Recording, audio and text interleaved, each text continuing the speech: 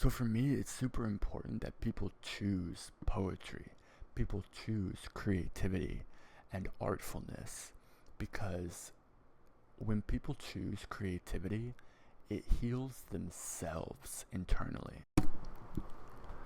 I figure that if I'm gonna be practicing this shit, I might as well like do it in a way that's like fun. Granted, it's like 3 a.m. I think I would be better off, like, number one, going into these videos, I need talking points. I need like an exact statement of the primary point I'm trying to make. And then once I get that across, I think then I can feel free to just kind of like be myself. But I want to make my point, even if it's just like a sentence in the video. And then something else too is like, I want to make sure that I can like mention everything that I have in mind. Like, girl. Where was I going with that? Oh my god. See, kids, like, it's fun to be an artist and all, but do not smoke weed the way that I've smoked weed. Because if you do, it's not coming back. All that was up in your head, all that shit that you got from middle school and stuff, it ain't coming back. All the knowledge. Oh my god. Wait. Well, this is super fun. I love doing this. I love being able to talk into a mic, holding it in my hand, just having fun.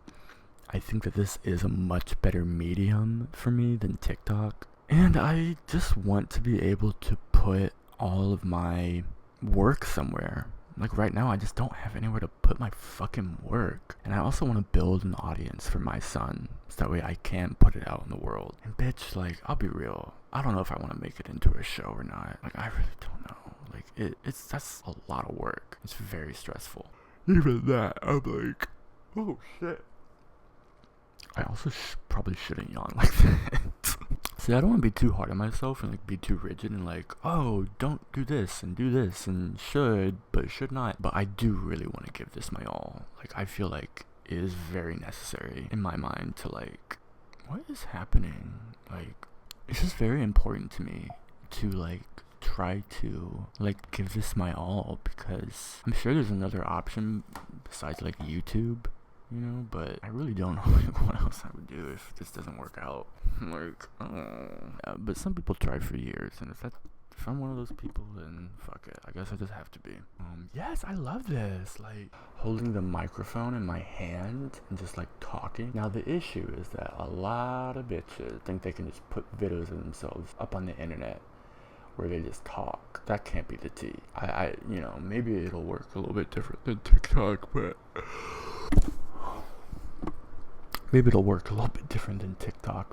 I don't know. I'm tired, but I enjoy doing this. Well, what could I talk about? I mean, I have a lot of different ideas for videos already. I definitely have like 10 different prominent authorial influences on my son, and I want to do a different video on each of those. I also want my first video to be about why poetry will save us. If I had to like give my exact point on, like, if this were the video, my point would be that we are living in a world that is not just suffering through a material crisis, we're also living in a world that's suffering through a spiritual crisis. The antidote to a spiritual crisis is life. Life for me is synonymous with creativity, and the word poetry comes from the Greek word meaning creation. For me, there is no purer, so to speak, form of creativity than poetry, because like for most of the lifespan of poetry, it's not been words on the page, it's just been people talking. Like, it's just storytelling, you know what I mean? So for me, it's super important that people choose poetry, people choose creativity and artfulness, because when people choose creativity, it heals themselves internally. And I think one of the biggest problems that we're barking up the wrong tree with today is people on the right are very unhealed because of material trauma, and I'll come back to that later. But people on the left are also very unhealed, and a lot of people on the left escape to either a material critique or a moral critique. So what I mean is, like, with Donald Trump being reelected again, you have people on the left saying one of two things. Oh, this is a problem with the material world. This is a problem with the education system, the voting system, access to food, access to economic stability, access to healthcare, anything like that. And the people who make this critique of the material world, i.e., like, just the tangible stuff that people interact with on a day-to-day basis, people make this critique thinking that, like, oh, like, if we, like, fix the material environment that a person is in, it will fix the person. I don't believe that. I believe that people are greater than the sum of their parts. The second thing that you hear people say as a critique is that it's a moral issue. And by the way, before I go on, it's not that either one of these critiques are incorrect, it's that they're incomplete without an understanding of the spiritual dimension. So a moral critique that you hear is that, like, oh, like, everybody who voted for Donald Trump is only racist, is only a bigot, is only evil. I don't think that it is inappropriate to use the word evil in this instance.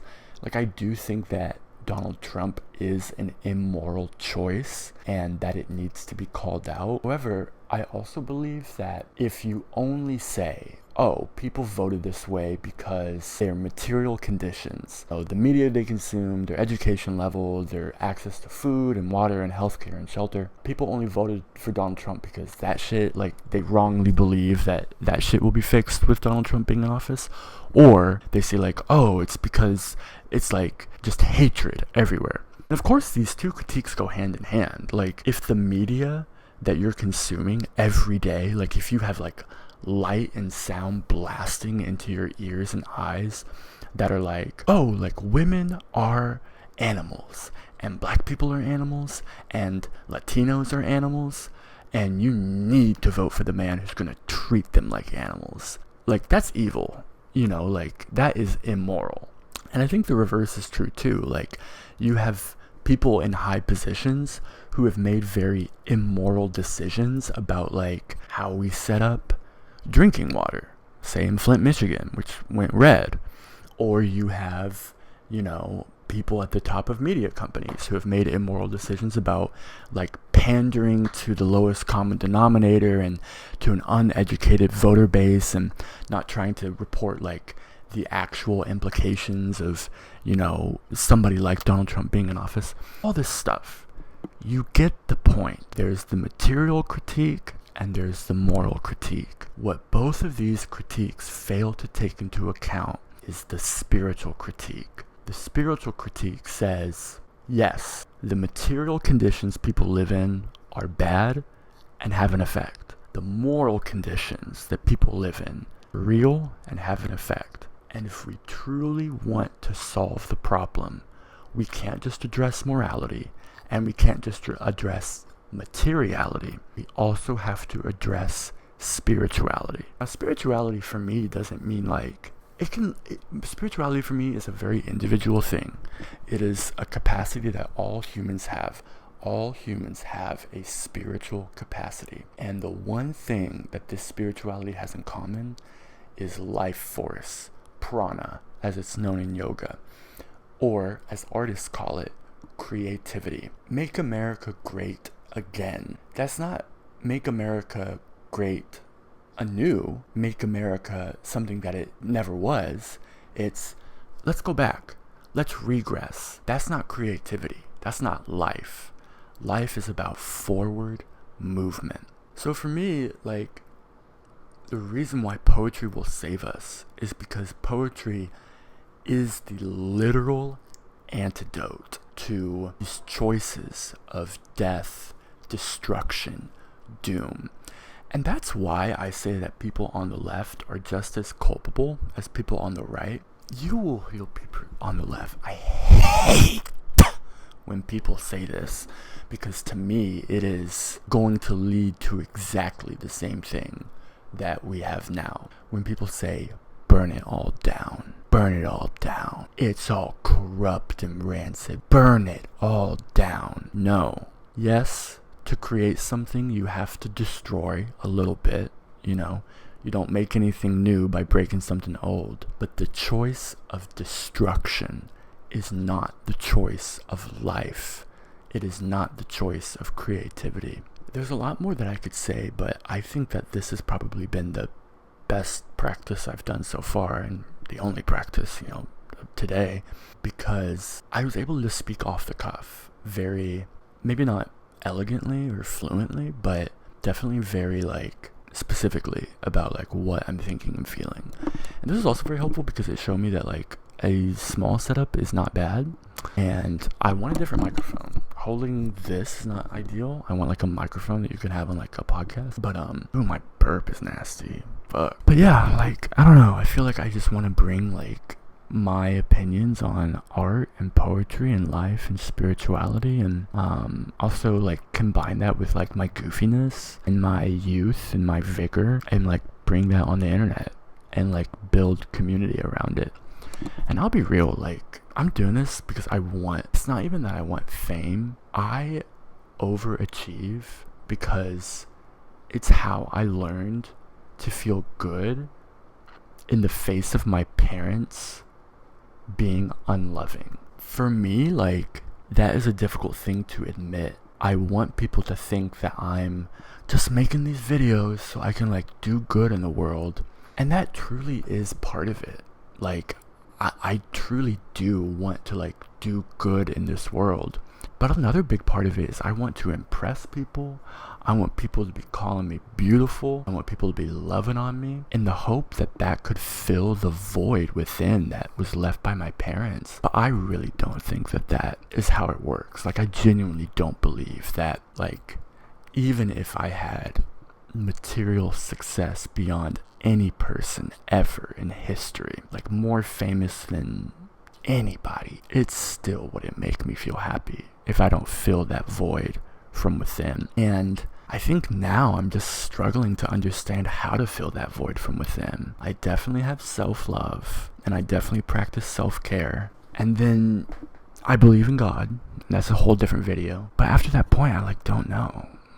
I sometimes don't feel loved by my friends. I sometimes don't feel love is possible in this contemporary society. I often feel lonely, and my very soul is hurting me because of how painful the world we live in is. That makes it really hard for me to make art and be yeah, I'm just doing it for me. Yeah, I just love it so much. It's no, I want to connect with people, and then I also want praise from people.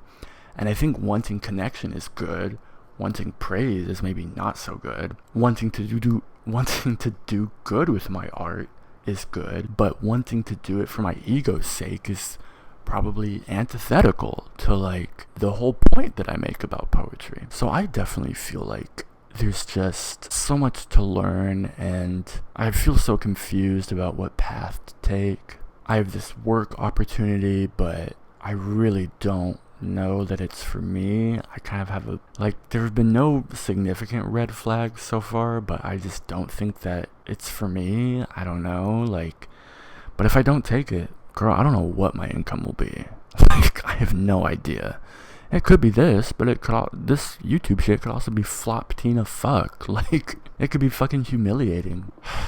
And that's the other part of it, is to put your art out there in the hope that it will connect with other people and get praise from other people and impress people and touch people's hearts and boost my ego and help me be successful and make me famous, but also make me comfortable and able to do good with my art because I have safety and security. And then to fail on every single level is oh shit, I need to, well, I'm not going to say what I was about to say because that's bad juju, but, so, yeah, that's where I'm at. Guy took $150 from me today, and wish I weren't such a sucker, and I also feel good that I could help somebody, but I wish I weren't such a fucking sucker. And I am tired, and I want love, and I feel unloved by my family and friends, and I have no clue what my path in art entails, and no clue how I'm going to make money in the next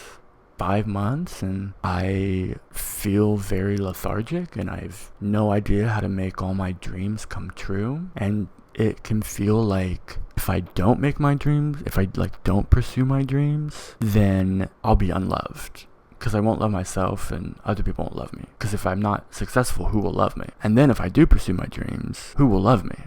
So it's like, oh, like my dreams are impossible to achieve and impossible to abandon. Shit, bro, that's heavy. Well, thank you for tuning in. I hope that your tea is valid because you're non-binary, and I really do hope that poetry can touch your life in the way it touched mine, because as crazy as it might sound, I would be far worse off if I had not decided to pursue poetry. I would be lost in the world. And though everybody need not be a poet, everybody can truly love poetry and accept it into their heart. And I think that if every American had that encounter with poetry, it would be a total 180 from where we are now. And I think it would benefit every American, truly. So, my heart goes out to everybody in the world. I will always love you. I like that ending. I think that is a good way to end a video. I'll always love you.